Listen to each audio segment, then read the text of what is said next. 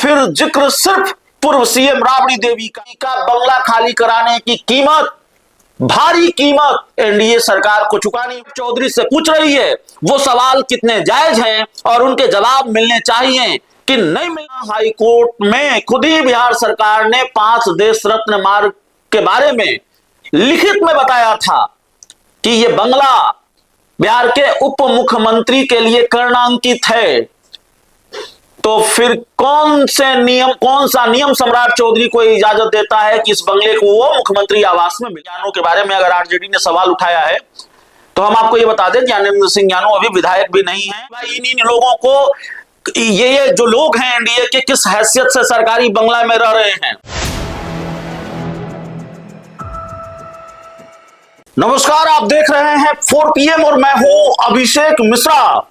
देखिए, बिहार में बंगले की सियासत भारतीय जनता पार्टी और एनडीए को भारी पड़ी है, ऐसा लगता है। और एनडीए के बड़े बड़े दिग्गज इस पूरी सियासत के लपेटे में आ गए हैं।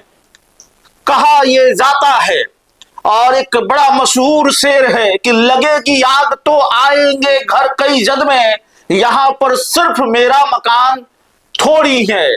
तो आग लगी है, बंगले को लेकर राजनीति गरमाई है।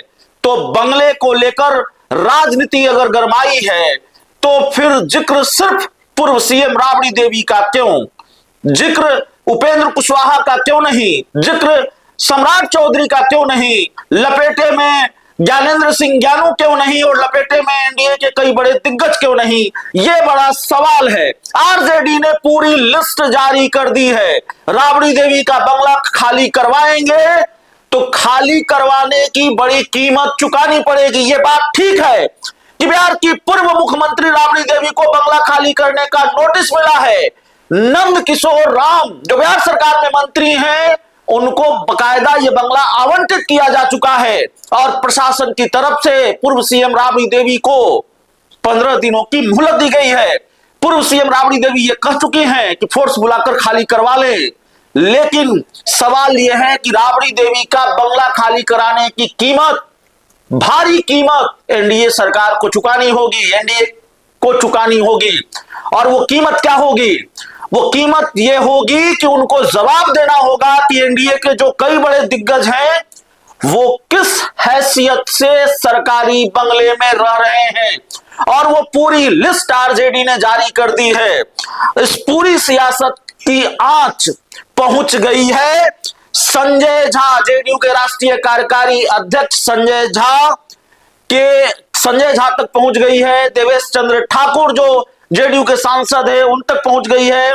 भारतीय जनता पार्टी के बिहार में बड़े नेता हैं, पूर्व विधायक है ज्ञानेंद्र सिंह ज्ञानू, उन तक पहुंच गई है। राज्यसभा सांसद उपेंद्र कुशवाहा, पूर्व आईएएस दीपक कुमार, पूर्व मंत्री कृष्ण कुमार मंटू, पूर्व मंत्री राजू सिंह, तरैया के विधायक जनक सिंह और ऐसे वो तमाम नाम हैं जिनकी पूरी लिस्ट आरजेडी ने जारी कर दी है। और ये सवाल उठाया है, सवाल पूछा है कि किस हैसियत से ये बंगला इन बंगलों में रह रहे हैं।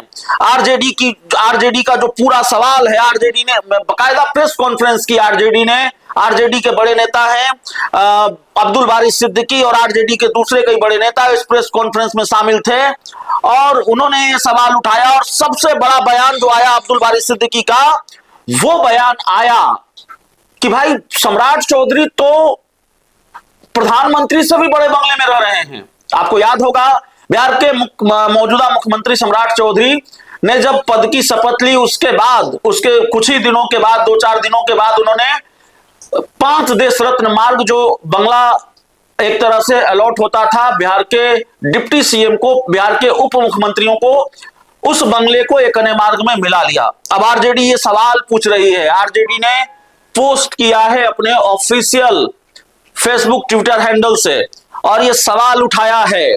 आरजेडी का पूरा पोस्ट हम पढ़ के सुनाए हैं। बिहार के मौजूदा मुख्यमंत्री सम्राट चौधरी को नौसिखिया कहा गया है आरजेडी के सोशल मीडिया हैंडल पर। आरजेडी ने लिखा है कि मुख्यमंत्री बनने के बाद नौसिखिए सीएम सम्राट चौधरी ने अगल बगल के बंगले मिला लिए, जिससे सम्राट चौधरी का बंगला अब प्रधानमंत्री से भी बड़ा बंगला है। देश के सबसे गरीब राज्य बिहार के मुख्यमंत्री का बंगला अब भारत का सबसे बड़ा आलीशान, भव्य और 7 सितारा सरकारी बंगला है। क्या सम्राट चौधरी को शर्म आती है कि सबसे पिछड़े और गरीब राज्य के सीएम को आवासीय कार्यालय में बैठने और सोने के लिए 15 एकड़ जमीन यानी 24 बीघा यानी 480 कट्ठा जमीन चाहिए? सम्राट चौधरी से हमारे कुछ सवाल हैं, वो स्वयं इसका जवाब दें। और सम्राट चौधरी से जो सवाल हैं आरजेडी के, उन सवालों पर जरा गौर फरमाइएगा और आप ये तय कीजिएगा बतौर दर्शक कि आरजेडी जो सवाल सत्ता पक्ष से पूछ रही है, आरजेडी जो सवाल सीएम सम्राट चौधरी से पूछ रही है, वो सवाल कितने जायज हैं और उनके जवाब मिलने चाहिए कि नहीं मिलने चाहिए। आरजेडी ने पूछा है, जो पहला सवाल है वो है कि सम्राट चौधरी ने उप मुख्यमंत्री के लिए कर्णांकित 5 देश रत्न मार्ग को एक अन्य मार्ग में क्यों मिलाया? 2019 में पटना हाईकोर्ट ने बिहार सरकार में लिखित बताया था, पटना हाईकोर्ट में बिहार सरकार ने लिखित में बताया था कि यह बंगला उप मुख्यमंत्री के नाम कर्णांकित है। अब किस नियम के तहत सम्राट चौधरी ने इस आवास को एक अन्य मार्ग में मिलाया? आरजेडी ये पूछ रही है कि पटना हाईकोर्ट में खुद ही बिहार सरकार ने 5 देश रत्न मार्ग के बारे में लिखित में बताया था कि यह बंगला बिहार के उप मुख्यमंत्री के लिए कर्णांकित है। तो फिर कौन सा नियम सम्राट चौधरी को इजाजत देता है कि इस बंगले को वो मुख्यमंत्री आवास में मिला लें? यह आरजेडी का सवाल है। जो दूसरा सवाल है वो सवाल यह है कि क्या सम्राट चौधरी ने मुख्यमंत्री आवास का नाम बदलकर लोक सेवक आवास इसलिए किया ताकि अगल बगल के अनेक बंगलों को इसमें मिलाकर सैकड़ों कट्ठा जमीन पर जनता के पैसे से विलासिता से परिपूर्ण जीवन जी सकें? तीसरा सवाल है, भारतीय जनता पार्टी के राष्ट्रीय अध्यक्ष नितिन नवीन से 3 ट्रेलर रोड क्यों नहीं छुड़वाया? 3 trailer road Bharatiya Janata party के मौजूदा राष्ट्रीय अध्यक्ष जो बिहार सरकार में मंत्री थे, बीजेपी के विधायक थे, उनको यह आवास मिला था और बतौर मंत्री यह आवास मिला था, लेकिन अब वो मंत्री नहीं हैं, भाजपा के राष्ट्रीय अध्यक्ष हैं, राज्यसभा सांसद है बीजेपी के, तो ये सरकारी आवास उनसे क्यों नहीं लिया गया? ये सवाल आरजेडी पूछ रही है। अभी कुछ दिन पहले ही ये 3 ट्रेलर रोड किसान आयोग के अध्यक्ष के नाम से आवंटित किया गया है, लेकिन आवास नितिन नवीन के ही कब्जे में है। किसान आयोग को अध्यक्ष को इतना बड़ा बंगला दिया गया है तो उसमें आवासीय क्यों नहीं है? अब ये सवाल आरजेडी उठा रही है। तरैया के विधायक जनक सिंह को मंत्री का आवास 2810 हार्डिंग रोड क्यों दिया गया है? ये सवाल है। विधायक हैं तरैया के जनक सिंह, उनको विधायक को मंत्री का आवास क्यों दिया गया है? पूर्व विधायक ज्ञानेंद्र सिंह ज्ञानू को किस हैसियत से 2310 आवंटित किया गया है? उनका आवास खाली क्यों नहीं कराया गया है? और ज्ञानेंद्र सिंह ज्ञानू तो अभी विधायक भी नहीं है। तो यह भी बड़ा सवाल है। जो बात आरजेडी ने नहीं लिखी है वो हम आपको बता रहे हैं। ज्ञानेंद्र सिंह ज्ञानू के बारे में अगर आरजेडी ने सवाल उठाया है तो हम आपको ये बता दें, ज्ञानेंद्र सिंह ज्ञानू अभी विधायक भी नहीं है, लेकिन उनका आवास खाली नहीं कराया गया है। सांसद देवेश चंद्र ठाकुर को 1 टेलर रोड बंगला किस हैसियत से आवंटित किया गया है? एमएलसी पद छोड़े हुए उन्हें 2 साल से अधिक का समय हो चुका है, लेकिन सम्राट चौधरी डर के मारे उनसे खाली नहीं करा सकते, ये आरजेडी कह रही है। पूर्व मंत्री राजू सिंह को 11-13 मैंगल्स रोड किस हैसियत से आवंटित किया गया है? मनोरमा देवी को 20 बी हार्डिंग, माफ कीजिएगा, इसके बाद बारी आती है करणजीत सिंह, विधायक को हार्डिंग रोड आवास किस हैसियत से आवंटित किया गया है? मनोरमा देवी को 20 बी हार्डिंग रोड किस हैसियत से आवंटित किया गया है?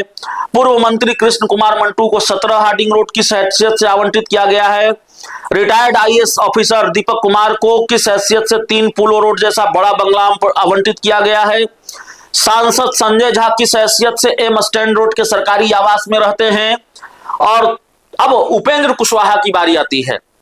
क्या सांसद Upendra Kushwaha 24 M stand road में 2023 से ही अनाधिकृत रूप से नहीं रह रहे हैं? क्या कभी उन्हें आवास खाली करने के लिए नोटिस दिया गया? उपेंद्र कुशवाहा की पत्नी और बेटे के नाम से 2 अलग आवास और आवंटित है। उपेंद्र कुशवाहा परिवार को 3 आवास क्यों आवंटित किए गए हैं? क्या सभी विधायक जो केंद्रीय पुल के बंगलों में अनाधिकृत रूप से रह रहे हैं उन्हें एमएलए फ्लैट में भी अलग से आवास आवंटित नहीं किया गया है? आयोगों के कितने सदस्यों को विपक्षी विधायकों से बड़े आवास दिए गए हैं, इसकी सूची भी सार्वजनिक की जानी चाहिए। जेडीयू की आईटी सेल और उसके मुखिया किस हैसियत से सरकारी आवास से कार्यालय चला रहे हैं? वो आवास किनके नाम से आवंटित है? मंत्री नंदकिशोर राम को इसी सरकार ने 11 मई को 21 हार्डिंग रोड आवास आवंटित किया था। फिर उसी मंत्री को दोबारा 27 मई को 10 सर्कुलर रोड आवास आवंटित किया गया। क्या इस विवाद में डालने के लिए एक दलित मंत्री की आड़ ली जा रही है? जीतन राम मांझी और नीतीश कुमार दोनों पूर्व मुख्यमंत्री हैं, दोनों के नाम से बंगला आवंटित है, जबकि दोनों सांसद भी हैं। कोर्ट का आदेश है कि पूर्व मुख्यमंत्री को बंगला आवंटित नहीं किया जा सकता, तो फिर अब नीतीश कुमार और जीतन राम मांझी के बिहार विधानमंडल का सदस्य नहीं रहने के बावजूद पटना में बंगला क्यों आवंटित किया गया है? बहुत लंबे चौड़े सवाल हैं जो आरजेडी ने पूछे हैं और आरजेडी ने सवाल उठाया है। सवाल यह भी है कि सम्राट चौधरी को यह बताना चाहिए कि इन दोनों को किस हैसियत से, यानी जीतन राम मांझी और नीतीश कुमार को किस हैसियत से पटना में भी और दिल्ली में भी बंगला आवंटित है। यदि दोनों को पूर्व मुख्यमंत्री के रूप में बंगला आवंटित है तो लालू जी को पूर्व मुख्यमंत्री के रूप में बंगला क्यों नहीं मिलना चाहिए? सर्वविदित है कि लालू जी और राबड़ी जी दोनों पूर्व मुख्यमंत्री हैं, लेकिन आवास एक ही आवंटित हैं।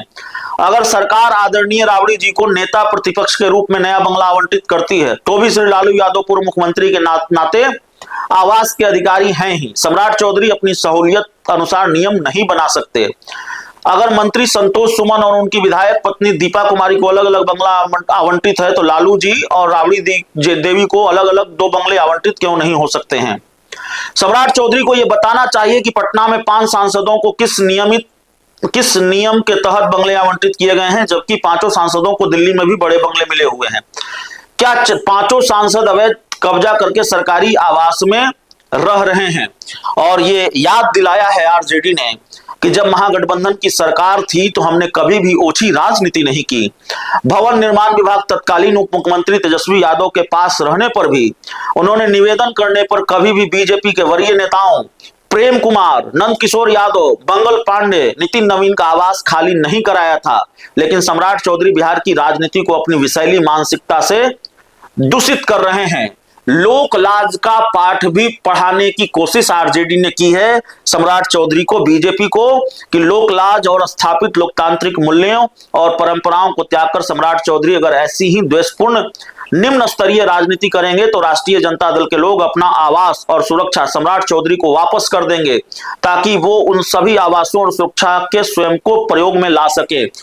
तो आरजेडी ने एक चेतावनी भी दी है इन सवालों के साथ। सवाल तो उठाए ही हैं, पूछा है कि भाई इन लोगों को ये जो लोग हैं एनडीए के किस हैसियत से सरकारी बंगला में रह रहे हैं, और ये चेतावनी भी दी है कि अगर इसी तरह की राजनीति अगर सम्राट चौधरी करेंगे तो आरजेडी में जितने लोगों को सरकारी बंगला मिला हुआ है वो सब अपना बंगला और अपनी सुरक्षा सरकार को वापस कर देंगे। तो बंगले की जो राजनीति है वो तूल पकड़ती नजर आ रही है और जाहिर है सियासत की तपिश ठंडी होती हुई दिख नहीं रही है। ये बवाल और बढ़ेगा, इसके संकेत खुद आरजेडी ने दे दिए हैं। इस पूरी रिपोर्ट में इतना ही। बहुत बहुत धन्यवाद।